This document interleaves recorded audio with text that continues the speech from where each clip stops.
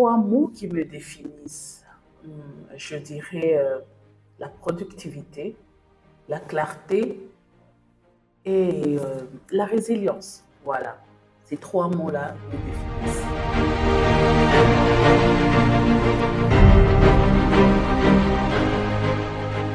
Alors, si j'essaie de définir ou bien d'expliquer la force de la PNL à un ami proche, je lui dirais que la PNL possède des outils vraiment puissants pour la transformation mentale. Alors, depuis que nous sommes tout petits, je prends un exemple pour mieux expliquer, parce que là, c'est à un ami que je suis en train de parler. Alors, depuis qu'on est tout petit, on nous a appris à vivre tel que nous sommes, tel que nous vivons aujourd'hui. On nous a appris à marcher, on nous a appris à manger, on nous a appris à... Voilà, on nous a appris des valeurs, c'est que nous appelons des valeurs, c'est non nous, on nous a appris... Bref, tout ce qu'on a appris de nos parents, de nos proches et tout a formé la personne que nous sommes aujourd'hui. Notre façon de penser, notre façon de communiquer, tout cela vient de tout ce que nous avons eu à avoir à gauche et à droite. Alors la PNL intervient lorsque une personne remarque qu'elle a certains blocages dus peut-être à une habitude qu'elle a reçue depuis son enfance et qu'elle aimerait bien changer. Et lorsque ces blocages-là ont été détectés par la personne, moi maintenant, je possède des outils pour aider cette personne-là à retrouver la clé pour débloquer ces blocages-là à l'intérieur d'elle-même. Parce que tout se trouve à l'intérieur de nous. Et grâce à la PNL, on va faire ensemble un voyage vers l'intérieur de nous-mêmes pour découvrir toutes les ressources nécessaires pour débloquer la situation donnée. Voilà, c'est ce que je peux dire à un ami. La PNL peut l'aider à débloquer toute situation donnée, à changer sa façon de communiquer, à changer sa façon de percevoir le monde. Voilà.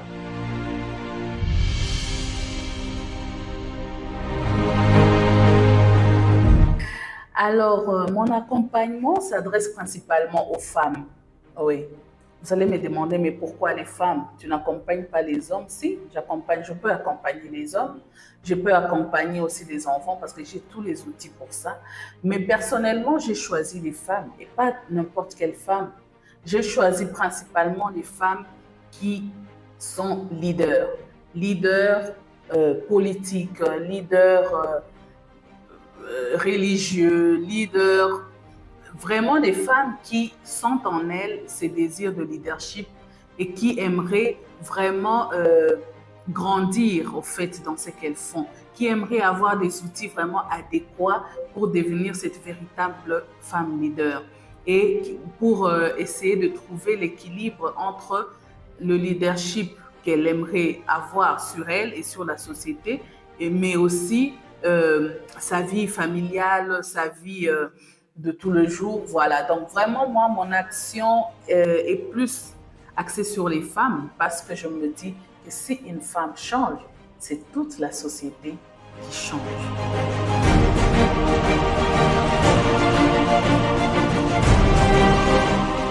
Alors, Hirosa Academy, c'est toute une histoire.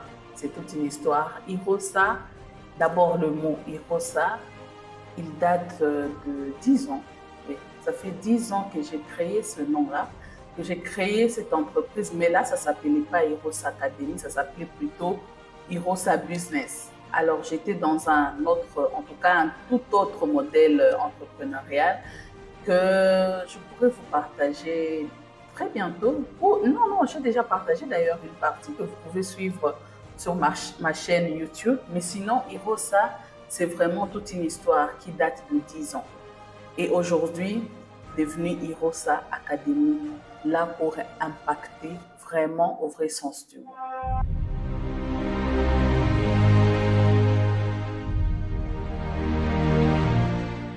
Alors, la mission principale de Hirosa, c'est la transformation de l'humain, la transformation personnelle de l'humain.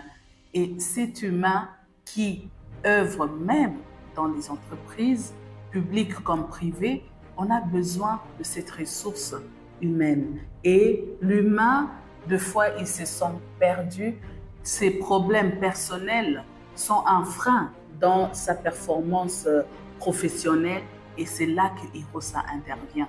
Hirosa intervient dans les entreprises en aidant les entreprises à découvrir vraiment ce côté humain des personnes avec qui elles travaillent et à pouvoir faciliter la communication entre les personnes qui travaillent ensemble, entre les managers et leurs agents, ainsi de suite, et aussi à donner des outils vraiment adéquats pour la gestion de conflits dans le milieu professionnel.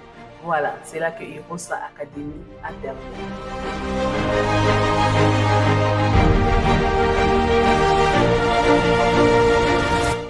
Alors, Hirosa Academy, Hirosa, c'est le préfixe de prénom de mes filles. Hi comme Hilal, Ro comme Roxane et Sa comme Samia. Pourquoi j'ai choisi les noms de mes filles, les préfixes de prénom de mes filles? Parce que pour moi, c'est un héritage que je donne à mes filles. Pas un héritage matériel, mais plutôt un héritage moral, psychologique, pour leur montrer que c'est possible.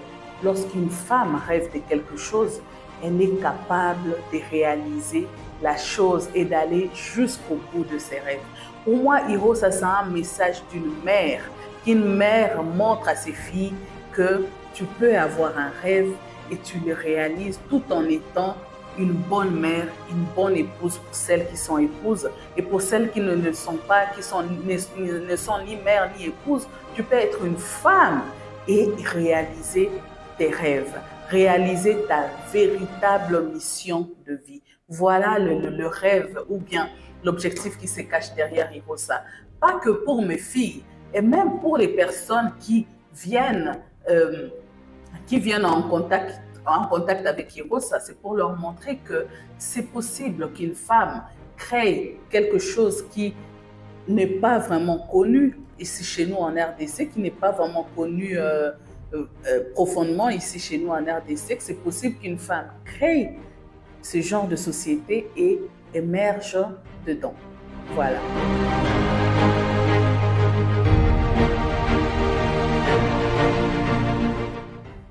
Oui. Hirosa Academy a tenu compte de la distance géographique. Hirosa Academy propose aussi des formations en ligne, de coaching, ateliers de coaching, ateliers de groupe individuel, de coaching individuel. Donc vraiment, nous avons une large gamme de produits que nous proposons aussi en ligne. Donc pour nous, le digital est vraiment au centre de notre entreprise parce qu'on se dit que le monde est grand et aujourd'hui le digital l'a rendu petit. Et voilà, on utilise vraiment tous les outils digitaux pour essayer de porter notre voix à l'extérieur de Kinshasa, à l'extérieur de la RDC et partout dans le monde.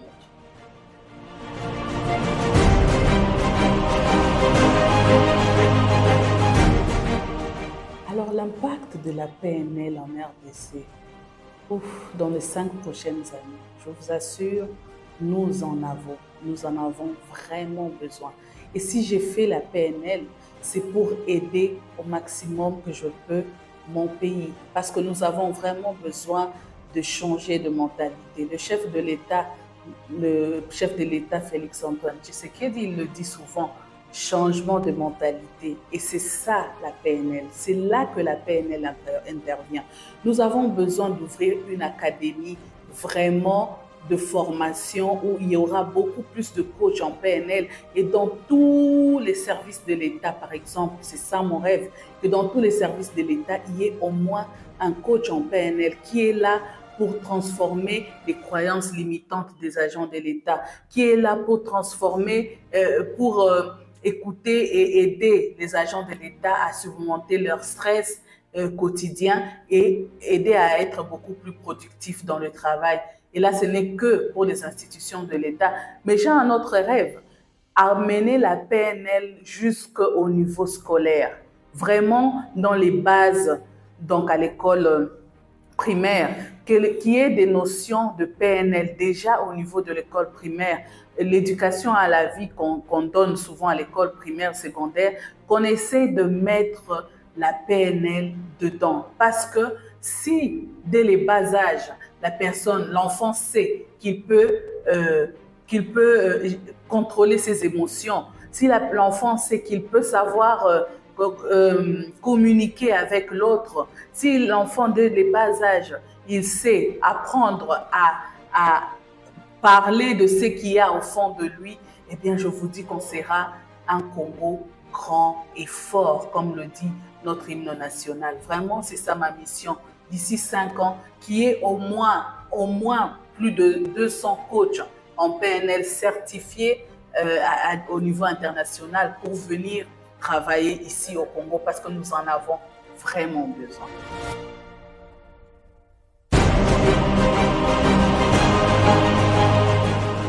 Alors, ce que j'aimerais dire à mes frères de Goma, de Bukavu, parce que je suis une ressortissante de l'Est du pays, la PNL, si je l'ai faite, c'est encore pour vous, d'ailleurs principalement pour vous.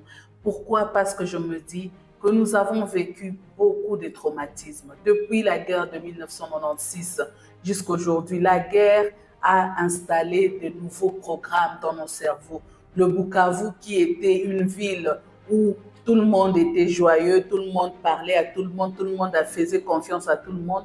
Mais vous allez remarquer qu'après la guerre, tout le monde est devenu sceptique à l'autre. On a peur d'être empoisonné, on a peur de ceci. Ce sont les conséquences de la guerre et c'est un nouveau programme que la guerre a installé dans nos cerveaux. Et si nous n'arrivons pas à désinstaller ces programmes, nous allons perdre. En tout cas, nous serons le plus grand perdant parce que nos enfants vont faire grandir en eux la haine, vont faire grandir en eux la peur du prochain. En tout cas, il faut vraiment prendre ce programme trop au sérieux. C'est vraiment pour nous que j'ai eu à faire ce programme et je vous invite vraiment à contacter Heroes Academy.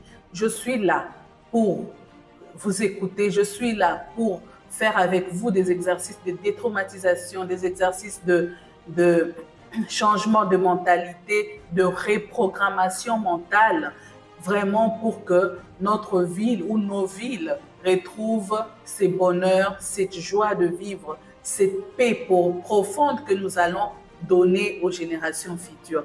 Donc, je vous invite vraiment à rejoindre Heroes Academy, à me contacter. N'hésitez pas, nous sommes là pour nous aider à avancer et à voir nos 2 grandes villes progresser dans l'amour véritable que nous prenons chaque jour.